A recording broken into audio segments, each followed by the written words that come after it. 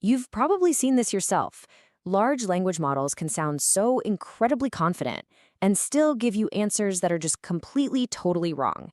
It's like they'll generate this perfectly written, plausible sounding response that is just not based in reality. And that right there is a huge problem because it really undermines our trust in these super powerful tools.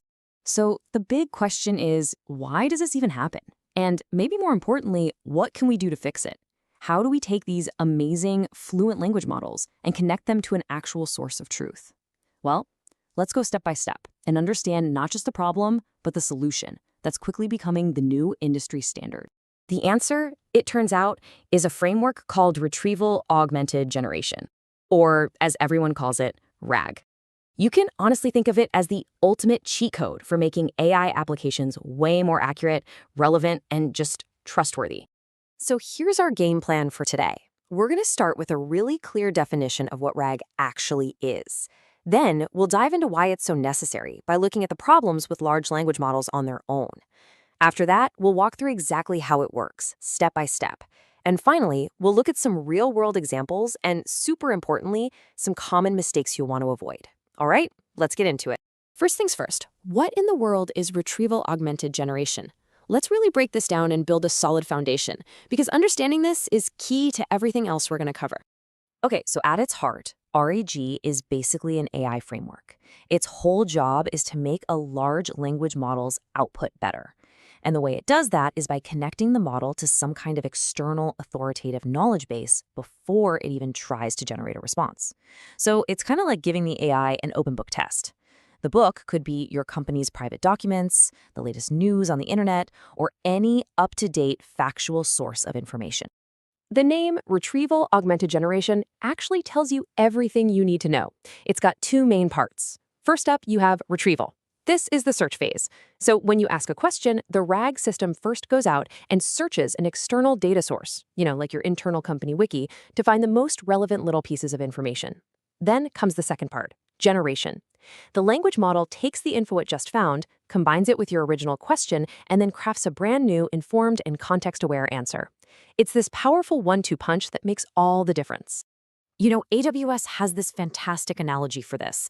They say a standard LLM is like an over-enthusiastic new employee. This person has read the entire internet, but only from 2 years ago. They refuse to get updated on anything new, but they will answer every single question you ask with 100% confidence. RAG, then, is like giving that employee a live connection to the company's internal database and a fact checker, and telling them they must check it before they open their mouth.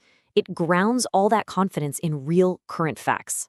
And it's also super important to understand what RAG is not, because this is a really common point of confusion. RAG is not the same as retraining or fine-tuning the whole model. That process is incredibly expensive and takes forever, because you're actually changing the model's internal wiring, its core parameters. RAG is way more cost-effective and agile. It's an enhancement. It provides that external context right at the moment of the query, without permanently changing the model itself. It just makes the model more knowledgeable in the moment, not fundamentally different. Okay, so now we have a good idea of what RAG is, but let's dig into why it's so absolutely critical. What are the big problems with using large language models all by themselves that make RAG a total necessity for any serious real-world application? This really lays it all out. On one hand, you have a standard LLM. It's working off static training data. It has a knowledge cutoff date, meaning it knows literally nothing about stuff that happened after it was trained. This leads to a super high risk of what we call hallucination, and the answers you get are often pretty generic. But then you have an LLM with RAG. Suddenly, it has access to live external data. It can give you up-to-the-minute info.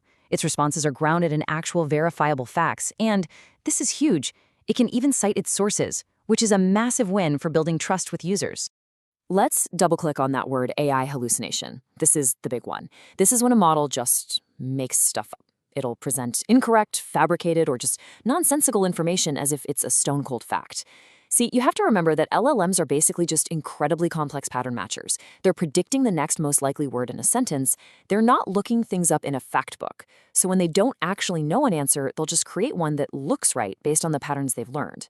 RAG is the direct counter to this because it provides real facts to anchor the response. And then you've got the knowledge cutoff problem. An LLM is basically a time capsule. It only knows what was in its training data up to a specific point in time. It can't tell you about last week's sales numbers, a company policy that just changed yesterday, or breaking news from an hour ago.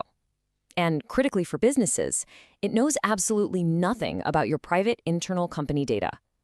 So without a system like RAG to feed it real-time information, an LLM's answers just get more and more stale and less useful every single day.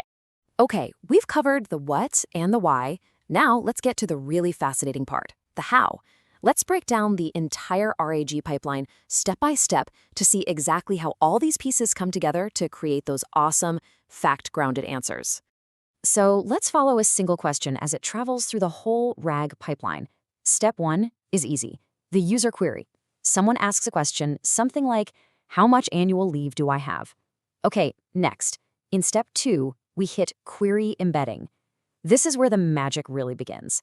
The system takes the text of that question and uses a special model to turn it into a long list of numbers. We call this a vector. The best way to think about this vector is like a set of coordinates on a map. But instead of a map of the world, it's a map of meaning, where words and phrases that mean similar things are located really close to each other. This leads us right to step 3, vector search. The system takes those coordinates from our query and searches a special kind of database called a vector database. This database has already done the same thing to all of our HR policy documents. It's turned them into vectors too. And the search isn't looking for keywords. It's looking for the document vectors that are closest to our query vector on that meaning map. So in step 4, context retrieval, the system finds the closest matches and grabs the actual chunks of text from those documents. Now for the most important part, step 5, prompt augmentation. The system builds a new supercharged prompt. It takes the original question, how much annual leave do I have, and it literally just pastes the relevant text it found from the HR documents right into the prompt. And finally, in step 6, generate answer, this big augmented prompt gets sent to the LLM. Now the LLM has everything it needs. It has the user's question, and it has the exact facts and context to answer it. So it can generate a precise, fact-grounded response. Now, this is the point where pretty much every other explanation of RAG just stops. They show you that high-level diagram and call it a day. But we're going to go a bit deeper, because honestly, understanding the practical uses and the common pitfalls is what separates just knowing about RAG from actually being able to use it effectively. So let's talk about RAG out in the real world. How are actual companies using this technology right now to solve real, tangible business problems? Let's take a look at 3 super common and really powerful use cases. First up, enterprise document Q&A. So picture a massive company with thousands of incredibly dense technical manuals, legal contracts, or scientific papers. The problem? Their engineers, lawyers, and researchers waste a ridiculous amount of time just trying to find one specific piece of information. The RAG solution is to build an internal chatbot. Now, an engineer can just ask in plain English, what's the torque spec for part X? And the system finds the exact paragraph in the right manual and gives them a precise answer, usually with a link right back to the source document. It's a total game changer for productivity. Next, let's talk about customer support chatbots. I mean, every business wants to offer 24/7 support, but having human agents around the clock is crazy expensive. The problem is that your average off-the-shelf chatbot is useless for company-specific questions. It can't tell you about your order status or that return policy that just changed last Tuesday. A RAG-powered solution connects that chatbot directly to the company's live databases and policy documents. So now, when a customer asks, can I return this thing I bought last week, the bot can check the latest policy and the customer's purchase history to give a correct, personalized answer. This frees up human agents to deal with the really complex stuff.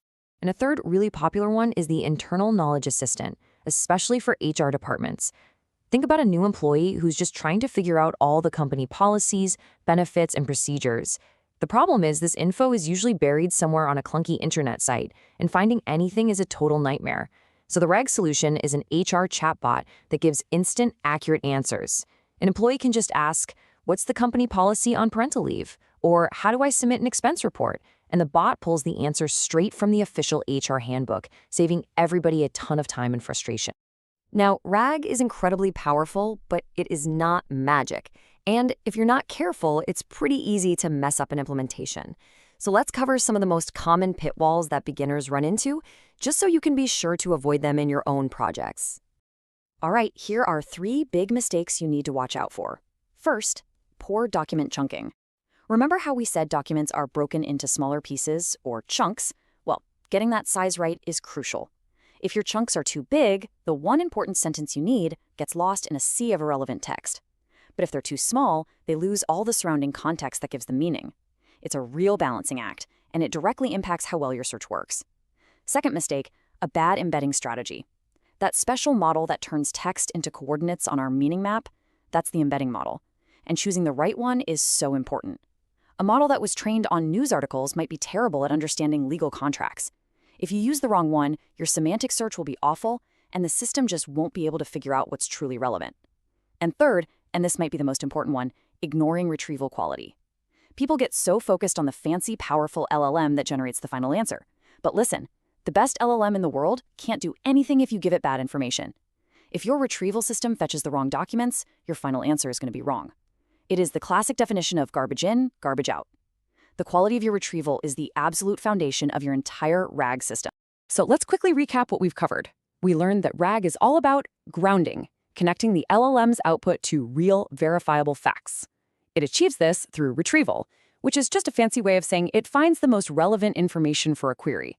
Then it uses augmentation to enhance the user's prompt with those retrieved facts. And the whole point, the end goal of all of this, is accuracy, slashing hallucinations and giving you up-to-date answers you can actually trust. So if there's one thing you take away from all of this, let it be this. RAG doesn't actually make the language model smarter. It makes it more informed. It's the difference between having a genius locked in a room with a bunch of old, outdated books and giving that same genius a key to a massive, modern library that's constantly being updated. RAG is that key. It gives a powerful brain access to the right library at exactly the right time. Now that you've got the theory down, what's the next step? Well, the absolute best way to really understand RAG is to build it yourself. So in our next explainer, we're going to go from theory to practice and actually build a simple RAG pipeline from scratch, so you can see exactly how all these pieces fit together in real code. If you like this content and you learned something from us, please subscribe to this channel for more updates like this video and share this video on all your social networks. It really helps us create more explainers just like this one. Thanks for watching.